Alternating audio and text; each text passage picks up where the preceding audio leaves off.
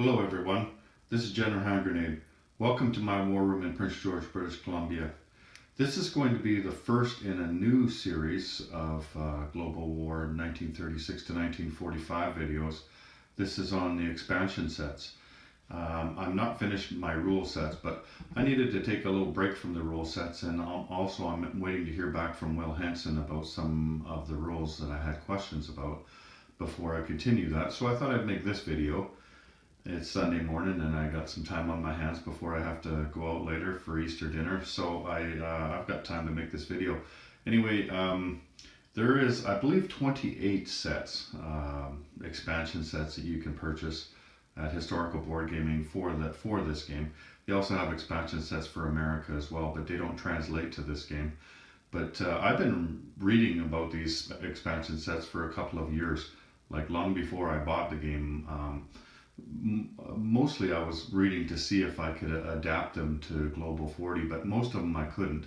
The American Minorities at War, I was able to adapt to it, and quite well actually. I made up my own table and everything, and I loved it. It worked out great. I wish I could have used more, but really what I needed to do was buy this game here at Global War 1936 to be able to use these. But I did read them all, and I read them all right through, because I thought that they were interesting. Some of them were more interesting than others. Like some of them I didn't understand how that would really enhance the game. It just would make it a little bit different or perhaps more complicated, but not necessarily better. But other ones were just excellent. Like this one here that we're looking at here, Partisans. This is the newest expansion set from Global War 1936 from Historical Board Gaming. It looks like I've read it through a couple of times, and it looks awesome. It looks like it's really going to enhance the game. It's like a game within a game almost. It's really interesting. Like it's not just you add a piece and the piece does this, and that's slightly going to change the game. I think this is going to change the game a lot, but not overpower the game though. It's not going to, like you're not going to go and kill a bunch of tanks with the Partisans, right? Like they're not very powerful, but they do force you to play the game differently, specifically in regards to leaving territories empty, territories that you've captured and then you've moved on, and you didn't leave anything back in those territories, and you really should have. I mean, you go and you capture an enemy territory and then you move on. I mean, do you think those people are still going to be obedient? The people from a different country, like say you're Germany, and you attack into Russia. Those people aren't going to do what you want them to do if you're not there to make them, right? So, and that's where the Partisans come in. The Partisans are just the people, right? The people rising up against the occupying force. And so if you don't leave some military force in that territory, then the Partisans are going to take over the territory again. And so that's what's interesting about this. So let's take a look first at what you get in this set. You get quite a bit. Some of the expansion sets you only get a few pieces, but this one you get a ton of stuff. You get 6 Partisans for each nation here, and then you get 10 of them for Russia, and 6 supply markers. I think probably the reason you get more Russians is because you will be using those Russians for the communist Chinese as well. Whereas for the nationalist Chinese, you'd be using the American ones, and you're probably not going to use very many American ones in the homeland of the United States. What it is one of your territories has been taken over, and so then you roll to get a partisan spring up in that territory. So I don't see you needing too many American partisans in America, but you are going to need them in China, and so they've included those as well. I think at some point I might even paint them the Chinese color, some of them. Maybe even get some more partisans when they become available, just so I have more of them. Anyway, let's just take a look at one of them. Take a look at the French partisan here. Get a little bit of a closer look. I'm not sure how close of a look that I can give you though. It seems that my camera doesn't zoom in the way I would like it to. It's an automatic zoom, so anyway, actually, you know what? It'd probably work better if I zoomed in with the camera as opposed to bringing the unit up. So there you can see the partisans there. I don't know what that is on top of their head, but they do look kind of weird. Anyway, so that's what the set looks like. So let's just get into this. So here's the rules that I've downloaded. Let's just discover this together. So this is it just tells you here on oh, we forgot this. This is the back side of that front page here. So it says here, partisans were an integral part of World War II. These citizen soldiers took up arms in occupied territories, causing terror and mayhem for their oppressors, and ultimately helping in some cases to liberate their homelands. In this set, you'll be busy rolling for partisans in captured territories and try to keep enemy partisans from disrupting your conquests. What I like about this too, and we'll see a little bit later, is you don't just spring up partisans there. Those partisans can take different kinds of actions. You know, you can choose an action and then try to roll for it, right? So there's all kinds of different things that they can do. So how to generate them? During each player's collect income and place units phase, so basically at the end of your turn, that player may make a partisan generation roll for each territory that was captured and remains captured while under her possession or control. A territory that's captured of yours, or a territory that you're controlling, like somebody attacks what we call the neutrals here, a minor power. The British are controlling Greece because Italy is attacking Greece. So if Italy takes over Greece, then the British player would get to make a partisan roll for Greece if Greece is lost to the Italians because the British were controlling it, right? A separate roll is made for each land zone. So you would make probably, like if you were losing the game, you would probably make a number of rolls each turn, like maybe 5 or 6 rolls, depending on how many territories you've lost. You don't just make one roll because you've lost territories, right? You make one for each territory. So how you do that is you roll 1d12 and succeeds in a partisan generation roll of 12. Some nations have special partisan generation rules. You make one roll per eligible territory per turn. And you'll see it's not always 12.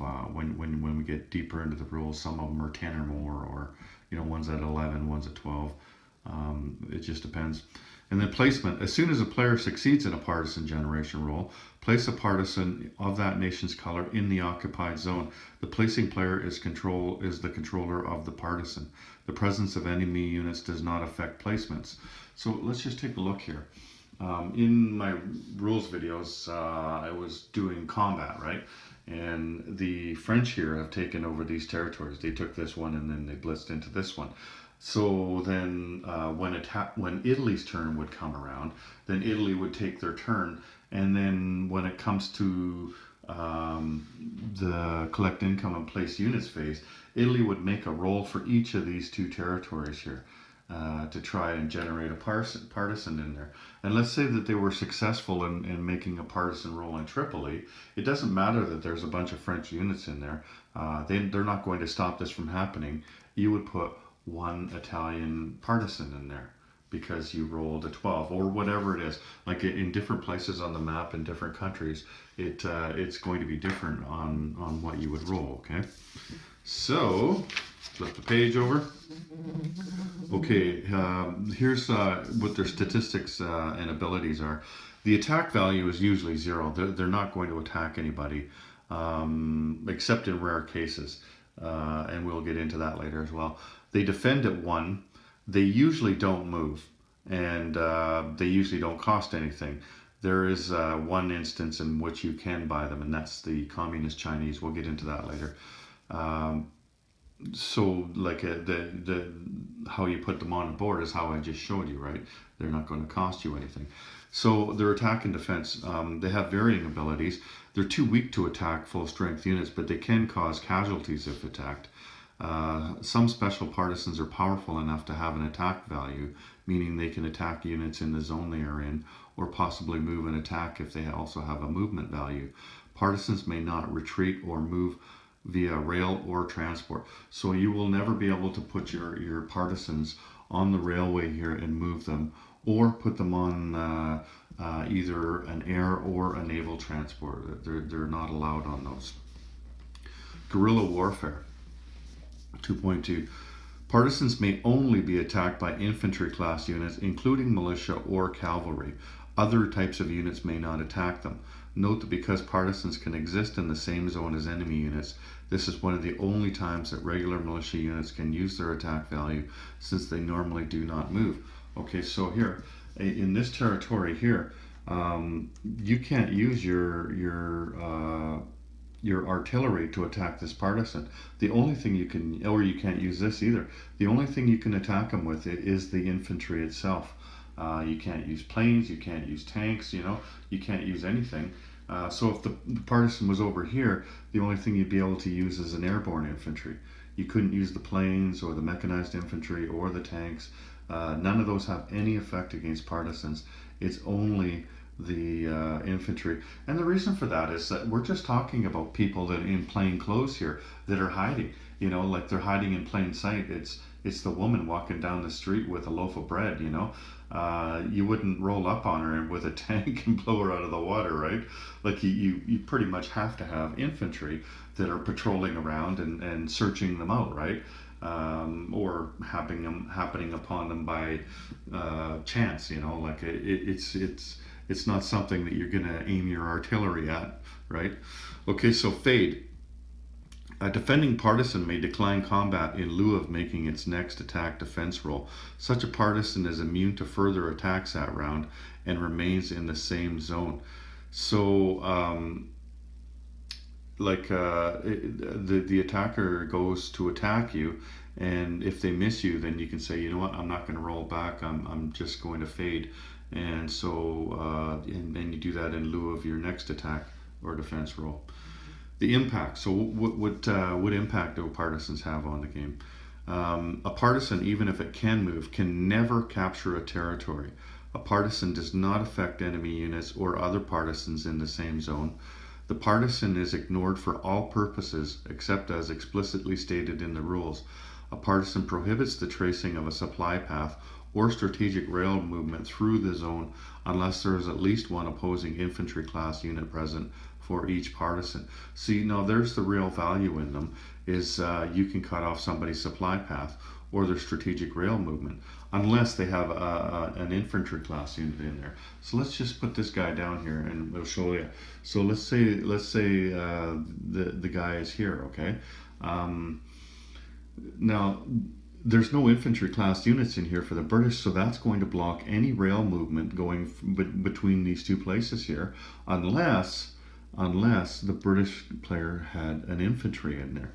Then these guys don't necessarily need to fight, but that means that the rail line is open, and also that means that the supply path is open, because as you know, the supply path goes by undamaged railway that you either own or somebody is allowing you to use, like somebody on your side, or it goes from naval base to naval base over the water. So a partisan can disrupt that unless you have the infantry in there.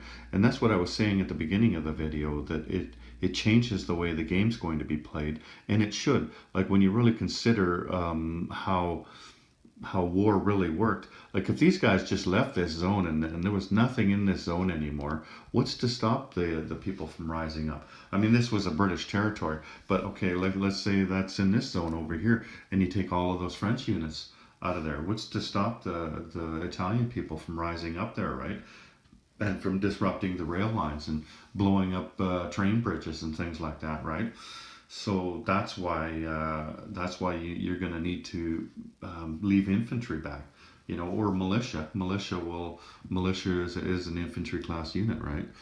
And also with the partisans, normally a partisan, militia does not have an attack value. But if it's in a territory, like let's say these two are in the same territory here.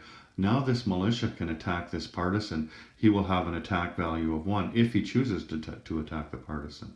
But otherwise, without the partisan there, he has no attack value. He can't attack because he can't he can't move anywhere. You would have to combat move into a place in order to attack somebody, right? Otherwise, you're a defender, right? Like if somebody comes into there, then you're defending. But because these two are already occupying the same space, and the militia doesn't have to move anywhere, so now he can attack this guy, and his attack value will be 1, and of course his defense value is 1, because that's what their defense value is. Transformation. Okay, 2 partisans controlled by the same nation may form a militia unit during the combat movement phase of its controlling major power's turn. Okay, so such a militia is treated as if it had combat moved into the territory. Once the partisans become a militia unit, they cannot form back into partisans. Okay, so that's interesting. Now, let's just demonstrate that here. Do I have? Okay, here we go. So let's say that you had a militia here, and then on another turn you rolled again, and you got another militia here because you still haven't got this territory back, right? So you're going to keep rolling this territory until you get it back, and so you have 2 militia in there. Now you're going to move in a bunch of units. Let's see what we got here. I don't have many Italian units on this side of the board, but let's just put these in here. Let's say you're coming in here like this, and we'll bring in a couple planes. I do have some of these over here. So you're going to attack this territory, and you happen to have militia or you happen to have partisans in there. What you can do, because these guys have no attack value, what you could do is take 2 of these off and replace them with 1 militia. Now this militia is able to attack these guys. He's 1-1. Otherwise, these guys would not take part in the attack. Like it's not going to help you to say, you know what, I'm just going to lose these guys instead. You don't. These guys are not part of the combat, right? So these guys are attacking these guys. These guys are just on the side. You can't, okay, I've got a casualty and take one of these guys off. You could, though, if you exchange 2 of them for 1 part or for 1 militia. So now you can use him as a casualty instead of taking off one of these, right? So that's one thing that you can do with your partisans there is transform them into a militia. But once you do that, then you can't say, okay, the battle's over. Okay, I'm going to take this and I'm going to move them back into 2 partisans. You can't do that. It's either one or the other, right? Once you've changed them, then you can't change them back. So let's just take these off again. There we go. Okay, elimination. A partisan is removed from the territory, if the territory is conquered by a member of the alliance that controls the partisan, and does not have to be removed if it is controlled by a different alliance. So, let's say these guys do come down and they take these ones out and they take this territory back. Now the partisans are removed. Okay. However, if the Russians were to come down and take this territory out from the French, then these guys stay. That you can remove them if you want, but you can leave them because it's not your side that took it back. And it doesn't have to be the Italians that take it back. It could be the Japanese or it could be the Germans. If the Germans or Japanese take it back, then the partisans come off. It would just be if the Russians were to take it from them. Because there's 3 sides to this game, right? If there were only 2 sides, then it wouldn't be an issue. Mountain partisans. So mountain partisans, like mountain infantry, have a +1 defense in mountains and never suck for an attacker penalty. And we're only talking about defense here because they don't move, so you don't have to worry about mountain partisans as far as attacking goes, right? Okay, so what's next? So here's a combat example. Germany attacks 2 Soviet partisans in Belarus with 2 cavalry and an infantry. They score 1 hit. The Soviet player defends with the partisan he is taking as a casualty, but declines combat with the second partisan and may no longer be attacked this round. So that's what we were talking about with the fade, right? The one guy that died might as well roll back. He gets to roll back at 1 and try to hit somebody. But the other guy, since he was missed, he could just say, you know what, I'm just going to fade here. I'm going to fade back into the woodwork, and I was never here. You know, and then he pops up later, right? I mean, you can still see him on the board, but that's basically was happening. And it just reiterates here, partisans do not count as regular land units for any reason, capture territory, or move via rail or transport, even if they have a movement ratio or rate. Because there are some partisans that can move in this game, but they still cannot move on rail or transport. So here's the special generation rules. In some zones, competing elements, excuse me, usually communist and fascist or democratic, will vie for who gets the partisan. Remember that as per this other rule, a partisan is eliminated if its controlling power occupies the zone. That's what we were just talking about up here, right? Thus, rolling a Soviet partisan in Soviet-owned Yugoslavia would result in no partisan being created. Because there's a generation here. Here, let me just show you here what they were talking about. So down here in Yugoslavia, when you roll an 11, a Soviet-controlled partisan is generated. When you roll a 12, a French-controlled partisan is generated. So if it was Russia already that owned Yugoslavia, then it wouldn't generate a partisan if you roll an 11. Only a 12 would generate a French partisan. Or if it was the French who owned it, or British or whatever, then an 11 would generate a Soviet one, but a 12 wouldn't generate a French one. That's what that means. Okay, so the special generation here, the U.S. home country, a partisan generation roll of 10 or more. So you don't have to roll a 12, you just have to roll a 10 or 11 or a 12. Occupied France, including Vichy France, a roll of 11 creates a Soviet partisan, a roll of 12 generates a Free French partisan. And then Spain, if occupied by a foreign power after the resolution of the Civil War, a roll of 11 creates a Republican partisan, roll of 12 creates a nationalist partisan. So that's if somebody takes over Spain here. Like say the Americans come down after the Civil War, and they come down and they wipe out everybody in Spain and take it over. Then that's what would happen with the partisan generation. In the Soviet Union, partisan generation roll of 10 or more. So just like America, it's 10, 11, or 12 will create a partisan. In China, a roll of 10 or 11 generates a communist partisan. A roll of 12 generates the KMT partisan, that's the nationalist. French Indochina, that's Hanoi and Saigon, you get a partisan generation 11 or 12. And they're all communist Chinese that you roll there. In Afghanistan, the partisan generation is 11 or 12. The partisans are mountain partisans in Afghanistan. And then in these 2, 4, 5 territories, so Korea, Eastern Manchuria, Western Manchuria, Northern Manchuria, or Jehol, you make a partisan generation roll in each of these zones each turn unless they are nationalist or communist Chinese owned. So even though you start the game in control by the Japanese player, you will roll for a partisan for the Chinese every single turn in those territories. A roll of 11 gives you a communist partisan there, and a roll of 12 gives you a nationalist partisan there, and we're talking about Chinese. And that's when I was saying that's probably why they gave you so many Russian ones, right? Because you will use these for the communist Chinese, right?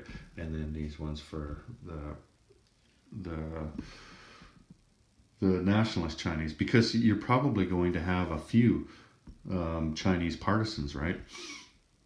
And then, of course, Japan goes and starts taking over China, so there's more territories to roll for. So in Formosa, that starts as Japanese owned as well. You make a partisan generation roll in Formosa each turn beginning at the start of the game. All partisans are nationalist Chinese controlled. And then Yugoslavia, we already talked about that. 11 is a Soviet partisan and 12 is a French controlled partisan. Okay, so that's the table there that shows you the different ways, like the special generation of partisans. Okay, so then the next page here, the Communist China. Communist Chinese is the only nation that may buy partisans. Partisans cost 2 IPP and can be placed in any original 1936 Chinese province. So that could be nationalist, communist, or the warlord provinces. Maximum placement is 1 per territory per turn.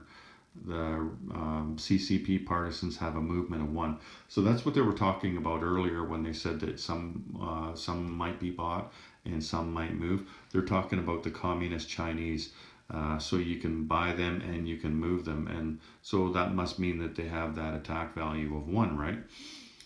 And then this is where it starts to get interesting as far as I'm concerned, the partisan actions. So this is what you do with partisans. You don't just spring up and sit there, right? Like you can actually do things with them, and that's what I think makes them interesting. So the following are additional actions that partisans may take. Each partisan only takes 1 such action per turn during the combat movement phase. Each action has a chance of success, and you're rolling a d12, and a failure, which is part of the same roll. Failure eliminates the partisan. A roll that is not a success or failure has no impact. So like in the first one here, if you roll a 1 or a 2, that's a success. If you roll a 3 to 11, nothing happens. And if you roll a 12, then you lose your partisan.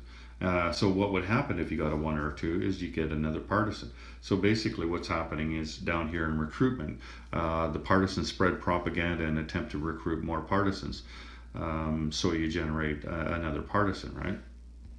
And on the second one, 1 to 3 here, sabotage. Choose a facility or railway in the same land zone and roll a d12. If partisans succeed, like a roll of 1 to 3, they do that much damage to the facility or railway. So if you rolled a 2, then you would have a damage of 2 on the facility or the railway that you chose, right? And again, if you roll a 12, then you lose your partisan. Resource disruption. So you roll the d12 again, and if you succeed on roll 1 to 3, then the opposing player pays that number on the dice to the bank. So if you roll a 3, then the person who owns that territory that you're rolling against, they have to pay that much to the bank. And the next one is receive supplies. A partisan receiving lend-lease in the form of a supplies marker, and that's these things here, right here, must make a successful receive actions roll. So that's a 1 to 6. That's a much better odds on this one than these other ones, right? On a d12, you roll a 1 to a 6, right?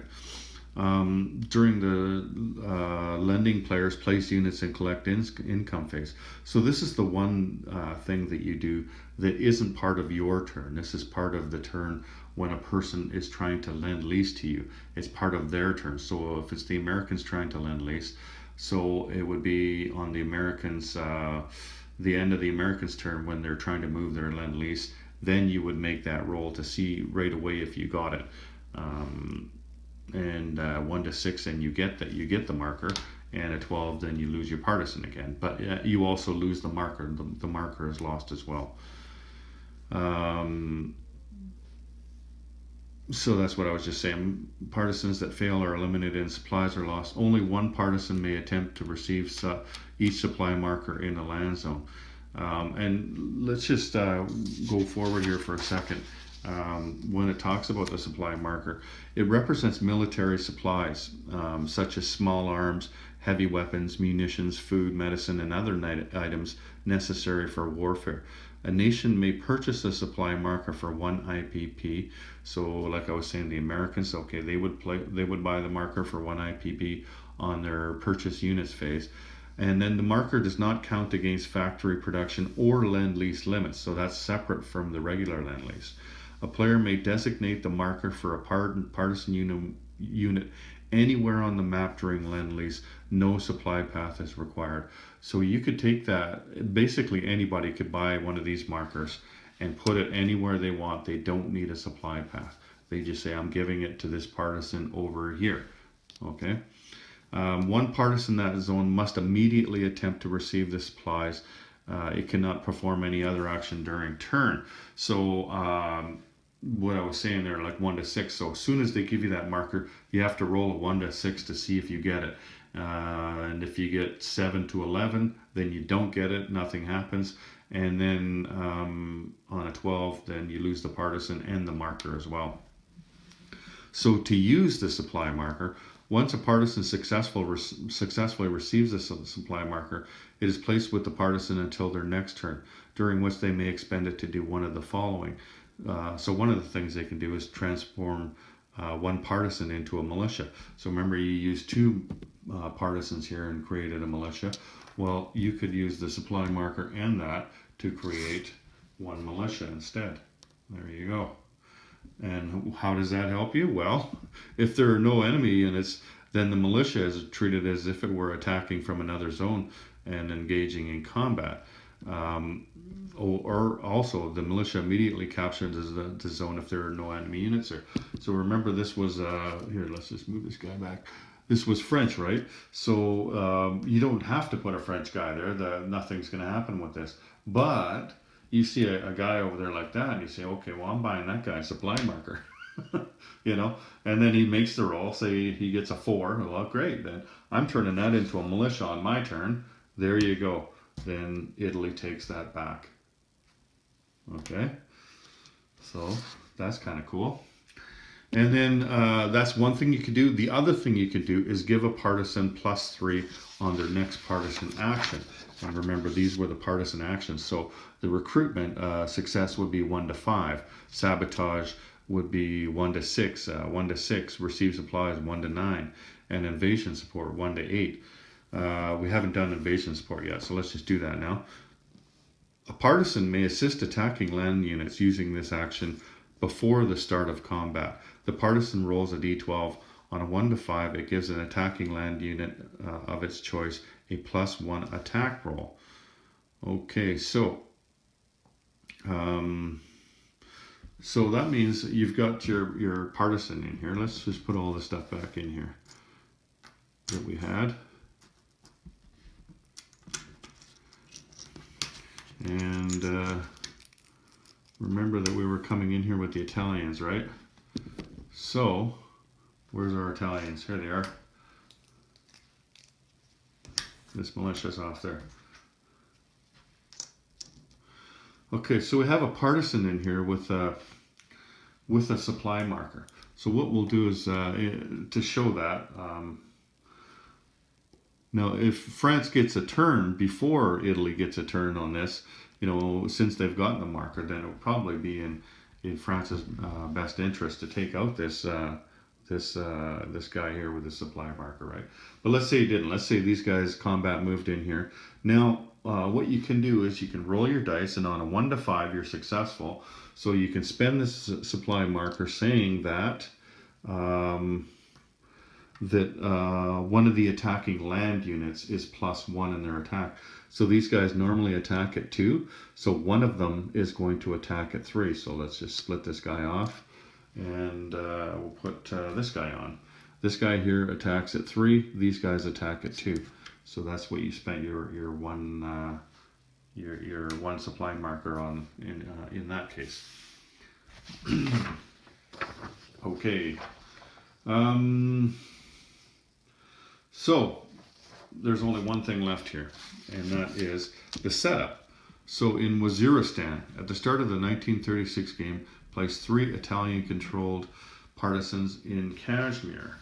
So what we would do at the start of the game, where's Kashmir? Should be over here in India, right? Punjab, there it is, Kashmir. So 1, 2, at the start of the game, you're going to get 3 partisans right there. If you're playing with the partisan expansion, 3 Italians, and Arab uprising, 2 in Transjordan. And so we just move down here and put them in Transjordan. Where's that guy? There he is. There, and you will start the game like that. The other units will start there as well, but you're going to start, and that's the only thing in the setup notes as far as what you start the game off with. So The reason that they created this is the design of this rule is intended to create a deliberate friction between the Soviets and the West, as pro-communist partisans are prone to propagate themselves in many areas of the globe. And as far as the guys that you just put in Waziristan up there, it says from 1936 to 1939, British and Indian Army conducted military operation against independent tribes in Waziristan, led by Fakir of Ipi, whatever. He was a mysterious religious leader, an anti-British agitator in Indian-controlled Waziristan. Tribesmen conducted a number of hit-and-run guerrilla operations and avoided decisive engagement with superior forces. So those aren't really Italians. They're some religious guys, and they're just saying, okay, guess what? Italian gets to use them. And as far as the other guys in Transjordan there, 1936 to 1939, Palestinians revolted against British colonial rule and the influx of Jewish immigrants in Palestine. So again, you're using the Italians to simulate that, because you don't have Palestinians in this game, or the other guys, whatever they're called. Did it say what they were? No, they were just the independent tribes. So anyway, that is all of it. So I think it's really cool. The Partisans. I could see you're having to leave infantry behind wherever you go, but not necessarily everywhere. Like just instead of leaving vast spaces, have an infantry that can be everywhere. Like here, let's just look at the other side of the board over there. You can see my board's a mess here. I'm in the middle of making a bunch of videos. So like if you left an infantry here, say here, let's get rid of that guy. Let's say this is German controlled, okay? If you left infantry here, then if partisans sprung up anywhere around here, like if all of these were German controlled, you left one here, then at least they could go and take them out, right? So that would help. But instead of having all of them covered, or you could have some of them covered, you know, like but you don't know which ones are that they're going to roll a 12 on to generate a partisan or not. Or in this case, I guess it would be 10 or 11 or 12. But I guess you just figure that out, right? Like you play the game and see how it turns out for you. But it seems to me that that's going to happen. And like the rail lines are much more important. Where I was down there, I mean, what I showed the example there, that's a tiny rail line down there. But rail lines up here are much more important, right? Like, let's say the Germans have made it up to here. They're fighting against the Russians. Well, if you had partisans that sprung up on these rail lines down here, you know, then that's going to cut your supply lines. So you're not going to be able to rail guys back here from your factories all the way up there, right? So that's going to hurt you. So that's something that you have to consider. Like I said, it's kind of like a game in a game there. Anyway, that's all about partisans today. So that's my first video in the expansion sets. And yeah, you know, I could have done it one way or the other. I could have started at the beginning of the expansions, and I have almost all of them actually. I bought a number of them, and Doug sent me a number of them. He said, here, you want to make some videos? So he sent me a bunch. So I've got just about all of them. I thought I'd start at the newest ones and work my way back. Maybe not exactly in order, and I don't have all of them. So, but you know, like I've got a game coming up in a couple of weeks, and I'd like to find out what expansions they want to play with, and I'm going to try to do those ones first. I think they're probably newer ones. But for the most part, I'm going to start with newer ones and work my way back. And one more note is that I noticed on the website this week, like some of the expansions I've been trying to buy for a long time, and they just haven't been in stock. Well, they must have restocked them recently, because just about all of the expansion sets were in stock, or they were a few days ago. I haven't checked for a few days. So if you've been looking for Turkey at War or Winter War or something like that, check again today, because there was a few for those ones and for others as well. And I know that they've been out for a while. Like I said, I've been trying to get them for a while. So if you're looking for them, then now's the time to get them. And you know what happens when they're out? Sometimes they're out for a long time, so you might want to go get those now. Anyway, take care, everyone. General Hand Grenade out.